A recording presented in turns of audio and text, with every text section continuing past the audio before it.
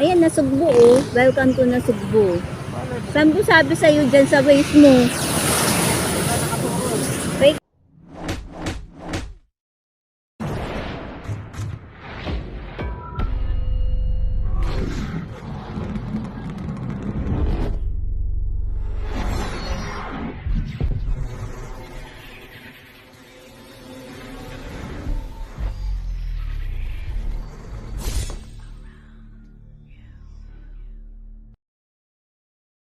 Welcome to Cherry Papoy's Adventure. Yan. Meron na naman kaming galang mag-asawa. Pupunta kami ng Nasugbu, Batangas. Ang oras ng ang oras na umalis kami ay mga around 4 a.m. in the morning. So ayan, nakikita nyo nga madilim pa. Ang way ng dadaanan namin ay papuntang Tagaytay Road, saka yun, lusot ng Nasugbu, Batangas. So samahan nyo kaming mag-travel papuntang Nasugbu, Batangas. Ang location namin talaga sa Panutsunan Beach Resort. Doon kami mag-outing na pamilya. Actually, nauna na sa amin yung mga anak ko tsaka yung pamilya ko. Mag-anak, kapatid, nanay at mga tiyuhin pinsan doon sa Panutsunan Beach. Nagbiyahe na rin sila habang nagbabiyahe kami. Pero mas ahead sila ng 2 hours kasi 2 a.m. pa lang nagbiyahe na sila. Kami ni Papoy 4 a.m. kami nagbiyahe. Nakabukod kami ng biyahe kasi nga motor naman kami, sila jeep, 2 jeep sila, tapos bukod pa yung mga pinsan ko na ang daan naman ay sa kabiyang tunnel, 4 silang nakamotor, galing din silang San Pedro, kami Kabuyaw. Yan, San Pedro Laguna at Kabuyaw Laguna. Yan, makikita kami sa Panutsunan Beach Resort. So kasamahan nyo kami ha. Magbiyahe tayo.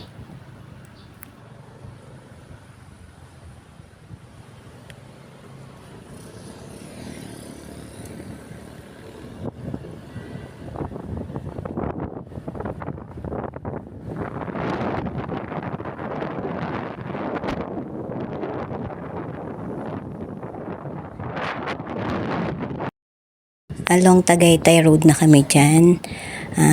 Ang time check is 4:45 a.m. in the morning. So madilim pa rin. Ayan. Maagaan pa yung takbo ng sasakyan namin kasi ayoko nga ng sobrang bilis. Sabi ko smooth lang at ayoko nung madilim binibilisan niya yung takbo ni Papoy. Talagang marami siyang kurot sa akin. Kaya yan, dahan-dahan lang kami, enjoy lang. Sabi ko, relax lang ang pagpapatakbo, hindi tayo nagmamadali. Kaya, ganyan, relax lang kami. Kasi hindi naman niya kabisado yung kalye, kaya dapat dahan-dahan lang. Mahirap nang magulat. Mas maigi ng dahan-dahan lang kami. Yung hindi naman sobrang bagal, yung sapat lang. Sakto lang. Sakto lang yung bilis. Yan.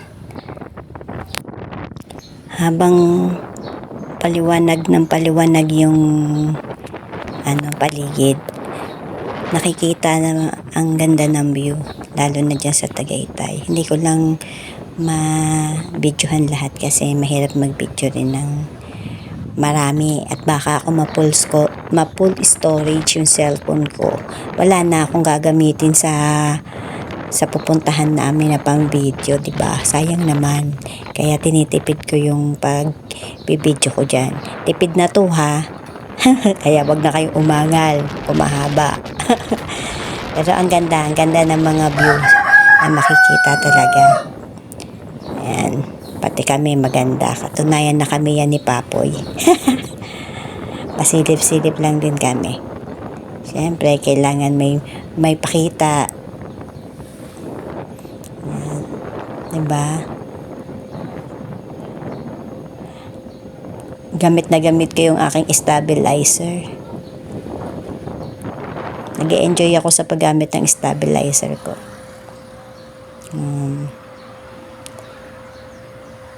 Diba? Ang ganda ng view. May napasilip din naman pala ako sa inyong mga views. Ayan o, paliwanag na. Ang time dyan is 5. Around 5 a.m. na yan.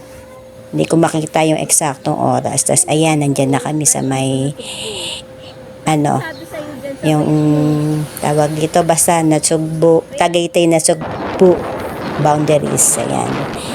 Diyan naman, Nasugbu Road na kami dyan. First time namin mag-asawa na mag-travel dyan sa Nasugbu. Yung way na yan na. Pero nung pumunta kaming Kabyang, may daanan din namin talaga yung Nasugbu. Pero sa kabilang side. Ayan yung kabilang side naman. Kung tama kasing binigay sa amin ni Waze, dyan din kami niyan dadaan nung nakaraan. Pero okay lang, at least mga daming experience, madami kaming naikutan, bago ang mga makikita nyo, mapapanood nyo sa vlog namin na mag-asawa. Diba? Ayan, maliwanag na talaga dyan, oh. Ayan, oh. Ang ganda ng makikita talaga. Mas masarap talagang mag-vlog, mag-video pag nakamotor kasi makikita talaga yung paligid. Kasi pag naka-service ka ng jeep or bus or sa basta ganon, isang direction lang makikita, kung sa kaliwa, kung kanan. Pero na lang pag nasa harapan ka ng sasakyan, yun, makikita lahat. Pero pag nasa loob ka ng sasakyan, kung saang side ka lang, yun lang ang mapapakita mo sa mga viewers mo sa vlog mo. Pero pag nakamotor, yan lang nagustuhan ko pag nagmamotor. Kaya nga na-enjoy ko tong pagdala ko ng stabilizer ko, yung pagbili ko niyan. Yan, useful na useful. Kasi nagagamit ko dito sa pagmamotor naming mag-asawa pag gagala kami. Kaya nire-recommend ko talaga sa yung gumamit din kayo ng stabilizer. Diba? May promoting pa. Wala pong bayad dyan pero sadyang maganda po talaga pag nagamit tayo ng stabilizer. Ayan. Nasugbu na yan. Hindi ko lang malaman kung aling bayan ng Nasugbu. Ayan. Ang ganda talaga yung mga puno nila. Ang gaganda ng dahil maaga pa kaya hindi namin ramdam yung init. Kasi yung oras na yan, 6 yan. 6 a.m. yan. Kasi dumating kami sa Panutsutan 7 a.m. Basta around 7 kami dumating na mag-asawa doon. Kaya hindi namin naramdaman yung init ng sikat ng araw dyan. Bukod dyan, makulimlim talaga nung araw na yan na pumunta kami. Kaya hindi masilaw. Sakto lang yung init sa balat. Sakto lang. Basta sakto lang. Lahat sakto. Ayan o. Diba may namumuo pang ang mga itim na ulap. Sarap lang mag-travel dyan. Mag-motor vlog. Mag-motor. Sarap. Kasi si Papoy ngayon na lang din talaga siya nagmo-motor ng ganyan. Kasi nung nag-Bicol kami, diba, halos 8 hours or 13 hours kami nagbiyahe. Ang tagal. Ang sakit ng puwet namin nun. Nadala siya kasi nagdar na nga ako. Bandang Candelaria, nagdar na ako. Pero, kaya nang next na uwi namin, nag-bus lang kami kasi nga kinakabahan siya. So, ngayon na naman, ni-encourage ko siya na magpatakbo uli ng malayo. Nakasama ako, syempre. Kasama pa rin ako. Kaya yan ang banding namin mag-asawa. At least magandang mag-banding, mag-motor na kayong dalawa, magkasama kayo. Kahit may pagka-KJ itong asawa ko na si Papoy. Okay lang, basta susundin niya ako. Ayan. Sa totoo lang, mahihain talaga to si Papoy sa maraming, hindi naman sa pamilya ko ganun siya. Mahihain talaga siya, pati sa ibang mga friends ko. Pero sa trabaho nila, madaldal naman siya sa mga kawork niya. Napapansin ko madaldal siya. Siguro dahil sa lagi-lagi niya nang kasama yung mga ayun sa trabaho. Kaya mas na siyang magdaldal. Napakita niya na yung kulit niya doon. Pero sa ano ko, sa family ko, hindi niya talaga mapakita yung kulit niya masyado. Talagang as in, ano lang siya, tao dito, na tahimik, ngingiti-ngiti lang. Kung di mo tanungin, hindi magsasalita, hindi mo kausapin, hindi magsasalita. Ganun siya. Pero nasanay na lang ako. Ako na yung nag-adjust para sa kanya. Kasi ganun talaga ganun talaga ugali niya Kailangan din natin mag-adjust, hindi laging sila ang mag-a-adjust sa atin. Lalo na kung mabait naman, tayo na mag-adjust. Yun lang naman talaga ang may ano ko sa asawa ko, sobrang KJ. Mahiyain na wala sa lugar. Kasamahan ka niya pero hindi niya sasabihin na makikipagkausap sa ano. Basta sasamahan ka lang niya. Sanay na siya. Minsan ako nahihiya kasi baka na-open na siya. Pero ganun talaga siya. Mahiyain si Papoy. Na may trivia na ako sa inyo. Kaya kung may isasama ko minsan si Papoy na mag-meet up tayo at napansin nyo na hindi talaga siya palasalita, okay lang yun. Wag nyo na lang ganin. Kasi ganun talaga siya, nahihiya siya. Ako lang talaga madaldal. Pero madaldal din yan na pag dito nga kami dalawa, kala mo ano yan. Pero pag kami lang, pag may ibang tao, yan, napaka. Yung kamag-anak ko nga, yung mga pamilya ko, mga kapatid ko, ilang taon na silang kami magsasama. Ganun lang, pangiti-ngiti lang yan sa kanila. Hindi yan talaga yung makikipag-usap ng talagang kwentuhan to the max. Wala. Basta tanong, sagot, usap, ganun lang siya. Hindi siya yung makikipagkwentuhan maghapon, magdamag, hindi. Mapapanis lang yung laway niya. Ganun lang siya. Magpapanis ng laway. So yan, ang dami ko na naikwento sa inyo about sa aming mag-asawang ni Papoy. Pero talagang ganun lang talaga ang ugali ng asawa kong si Papoy. Kaya nga, kahit na kay Jay yan, mabait naman, tsaka nagagawa ko yung gusto ko. Yun ang ano dun, importante dun Hindi niya ako pinipigilan, hinahayaan niya ako. Pero hindi naman ako abusada. Alam ko din naman kung kailan ako hindi pwede at pwede. Basta okay. Ganun ako. Go lang ako ng go. Hindi ako yung klase kasi na nagpapaalam. Ako yung klaseng magsasabi lang. Pumayag ko o hindi, basta nagsabi ako. Ganun lang. Ganun ako, kaya sanay na siya. Diba? Ang ganda ng lugar na pinupuntahan namin. Pinuntahan pala. Yung bagong pinuntahan namin mag-asawa. Diyan pa lang yan. Sa may Nasugbo. Ang haba pala ng Nasugbo Road. Ang bayan ng Nasugbo. Batangas. Mahaba. Tapos wala pa kaming natatanaw na dagat dyan. Siguro sa sulok yung dagat nga. Kasi yung pinuntahan namin, mamaya makikita nyo. Ay, hindi pala dyan yung makikita. Doon pa pala sa sa susunod na video ko. Ayan. Tumawid na ba kami ng dyan, ng tulay? Ay, magpapagas pa pala kami yung mag-asawa. Ayan magpapagas muna kami mag-asawa dyan. Tapos ayan na, tapos na kaming magpagas. Malapit na yan, yung pagliko dyan. Liliko pa kanan. Diyan sa may welcome Tuy. T-U-Y. I love Tuy pala. Yan. Yan. Kasi si Pangit, nakakatawa.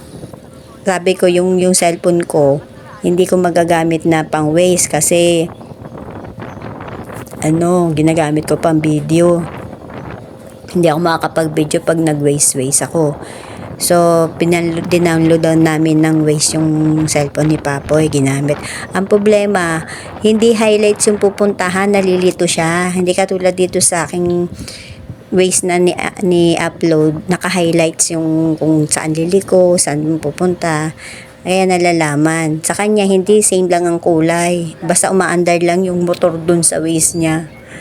Yung kanyang kaya nalilito siya, hindi niya maintindihan kung liliko ba siya or saan siya ng way niya. Kaya pumupunta pa rin ako sa cellphone ko para magtingnan yung Waze kung nasaan na banda, kung tama ba yung nakikita niya sa cellphone niya. Kaya nung pauwi kami, cellphone ko na talaga ginamit niya pang Waze. No choice, kaya hindi na ako nag-video nung pauwi kasi pinang Waze niya na yung cellphone ko. At least madami naman na akong video nun. Diba, madami na akong pang content. Abangan nyo yung marami kong content. Yan, mayroon na kayong sa akin. Ayan. Malapit-lapit na yan. Ay, malayo pa kami dyan.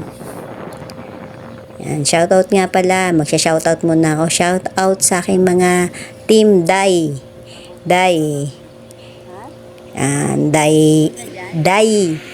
Day Missy, Day Koki, Day Hana, Day Step, Day Ling, yan, Day Jane.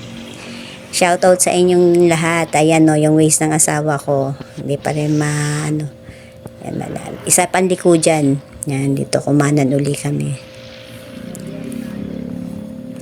Yan na yan, hinighlights ko yung going to Nasugbu, Kabiyang Tunnel. Yan, dyan kami liliko. Ayaw pa nga maniwala ni Papo. Sabi niya, Nasugbu naman na to. Ay, ayan nga tinuturo, di ba? May pagtatalo talaga kaming mag-asawa pagdating sa Pero susundin pa rin naman niya ako.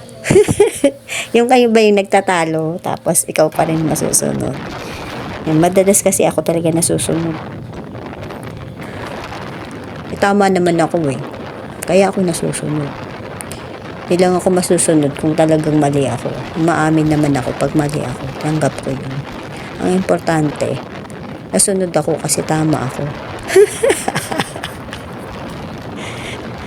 Ayan. Tapos, pagpunta namin dyan sa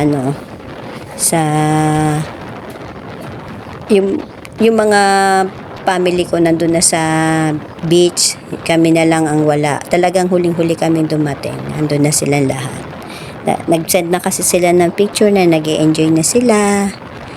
Nagsiswimming na sila habang kami nagbabiyahe pa. 'Di ba? Iniinggit lang kami. Yung kapatid ko ang nag-send. Shoutout sa kapatid ko. Si Jennifer Fardilio Mata. Ang kapatid ko ang pinamahala ko sa pagpaplano ng outing namin to, ng buong family. At nagkaroon din ako ng konting sermon sa kanya. Kaya hindi na nabago. Muntik nang mabago. Pero dahil nasermonan ko, hindi na nabago. Ganun talaga yon.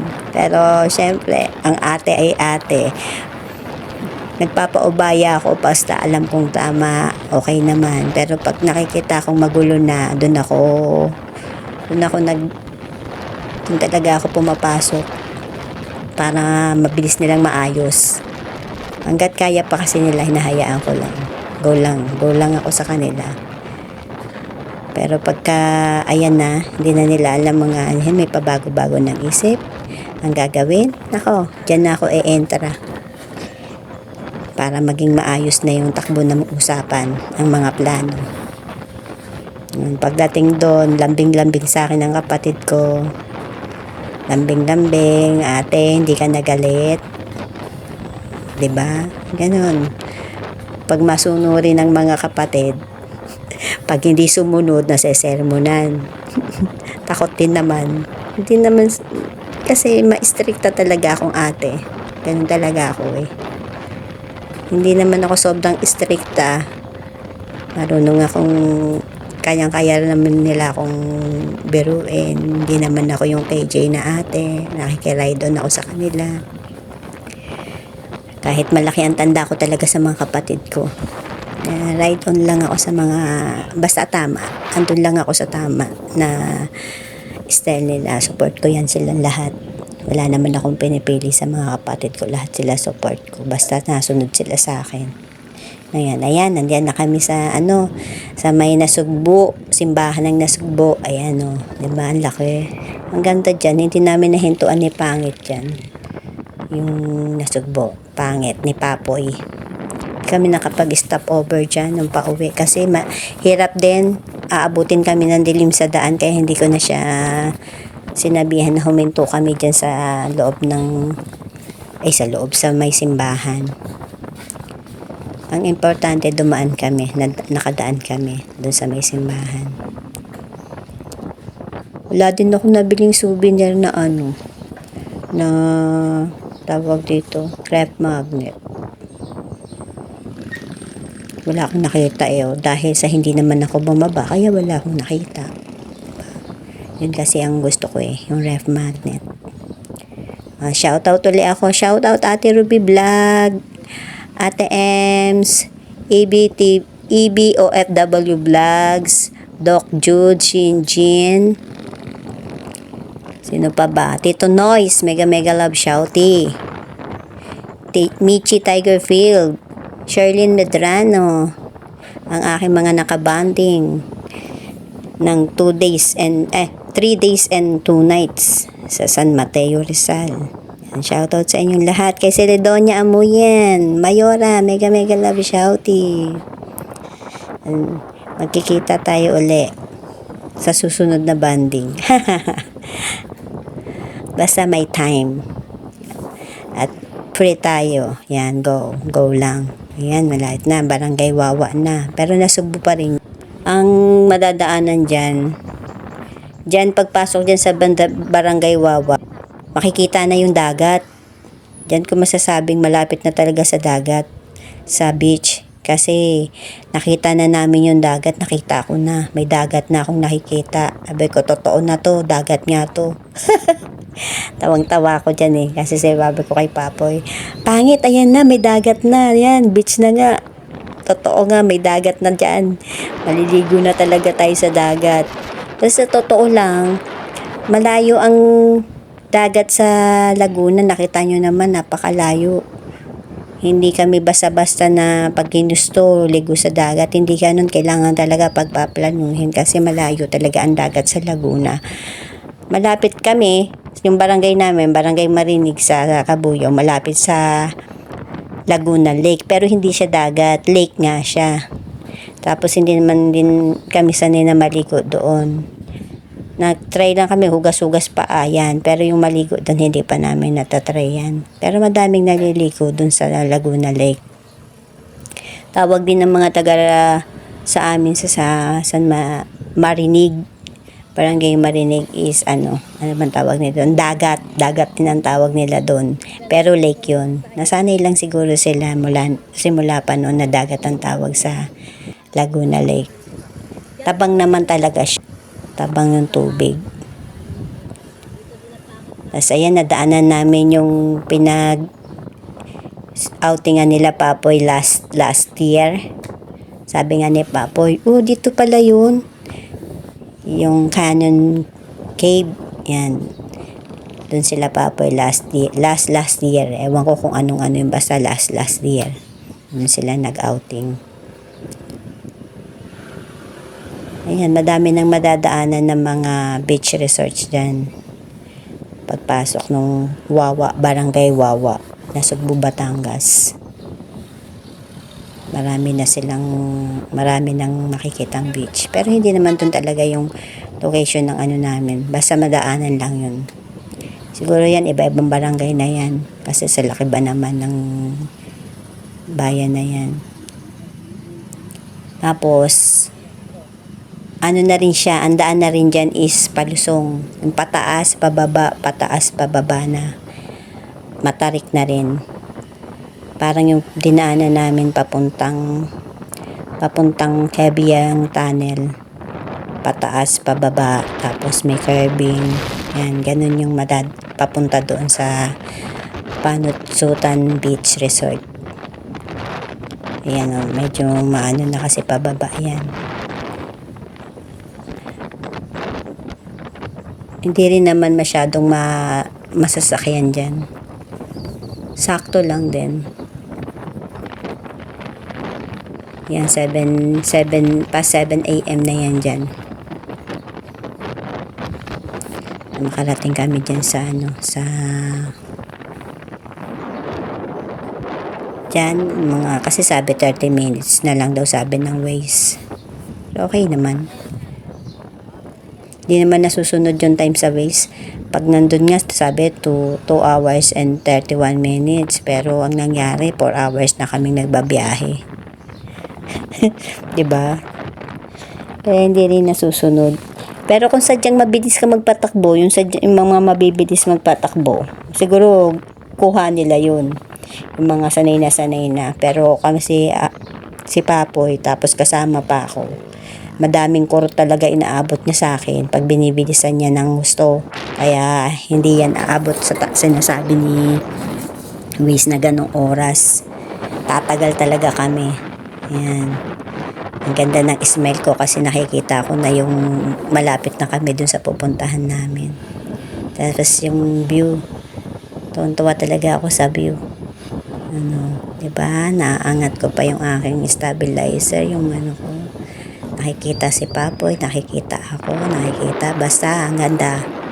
Natutuwa ako sa aking stabilizer. Diba?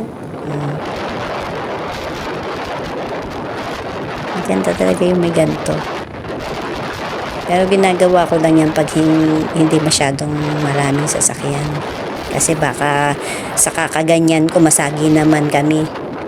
Kaya depende sa lugar na madadaanan namin. Pagka-crowdy, hindi ako naggaganyan. Pero pag ganyan ko, konti lang, mangilan-ngilan at maluwag ang kalsada, saka ako nagbibideo ng ganyan. Yung pinapakita yung itsura naming mag-asawa ni Papoy. Pinapakita ko siya. Habang nagda-drive. Yan. Doon lang ako nagbibideo talaga. Tignan nyo dyan, madalang ang sasakyan. Diba? Hindi siya sobrang masasakyan. Kaya okay lang mag-video ng ganun. Diyan alam ko malapit na kami dyan sa Panutsutan. Tapos paganda ang view. Ang ganda talaga, nagagandahan ako. Siguro kung dun, yung mga pinsan ko na nagmamotor, dun sila sa Cavian Tunnel, yung dinaanan din naman namin yun yung last time na pumunta kami ni Papoy. Yun nga lang, merong ibang hindi namin nadaanan na dinaanan nila. Diba? Panay daan. Mamaya 1,000 na talaga to Ayan, pababa. Tapos curbing.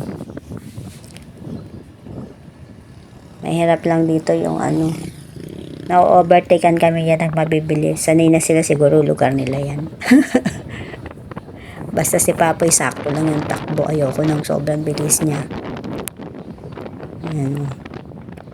Nakakatawa lang din naman.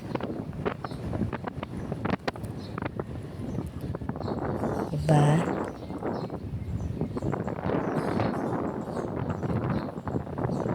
Tapos may madadaanan kami dyan na yung parang basta maganda. Pero mas maganda siya nung pauwi. Kasi yan pataas yan Pataas yung pero nung pauwi ang ganda kasi habang pababa ka nakikita mo yung view sa baba. Ang ganda niya, basta ang ganda niya. Hindi ko lang mabidyoan ng kasi gamit nga ni Papo yung Waze. Yung Waze. Tama, yung cellphone ko sa Waze. Pero ang ganda. Nakaka-inlove ang lugar. Pero syempre, hindi pa rin pwede.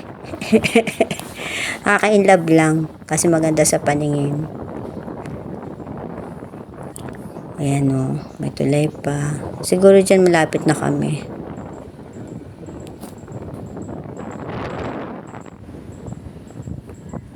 Nakakatuwa talaga. Ayan I love. Ewan ko kung ano yun. Basta may I love.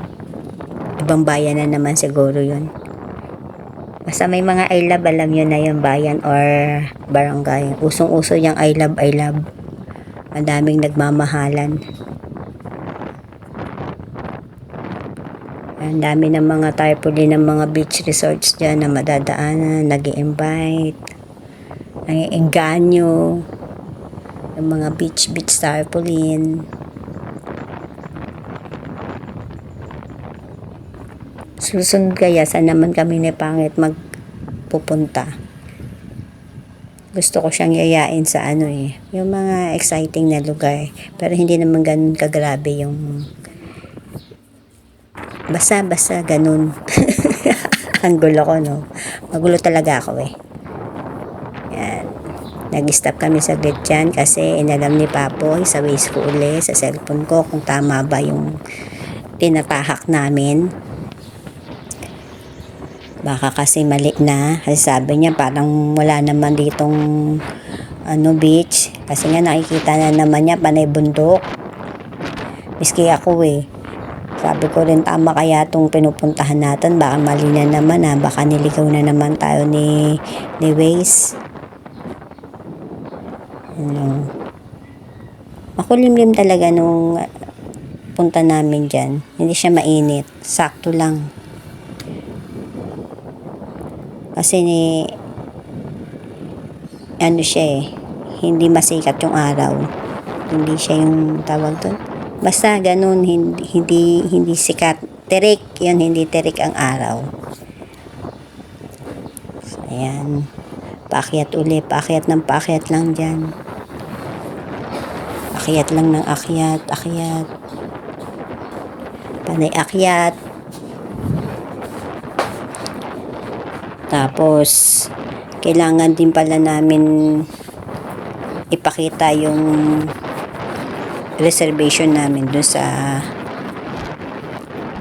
mama pagpasok namin ng Patungan Island, Panutsahan Island, Beach Resort pala, di ba? Mali na ako. Ang haba kasi ng ano ko eh, ng video ko eh, na ano na rin ako eh, nalilito na rin ako, bahala na nga kayo dyan. Namamamaos na rin ako talaga.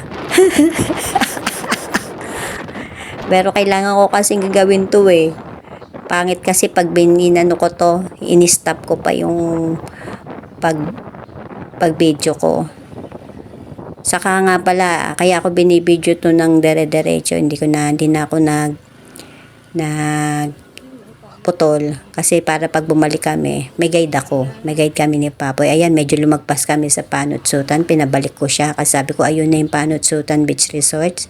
Yan, tapos may pinasukan kami dyan, maliit na Iskinita. Ayan, napababa, maliit lang, 'di ba? Parang wala naman dagat talaga. Makikita nyo yan, Iskinitang maliit, pero kasya dyan ang jeep, dyan dumaan yung jeep ng mga jeep na service na sinakyan ng mga kapatid. Yan talaga yan. Medyo ano pa siya. May rough road kasing ganyan.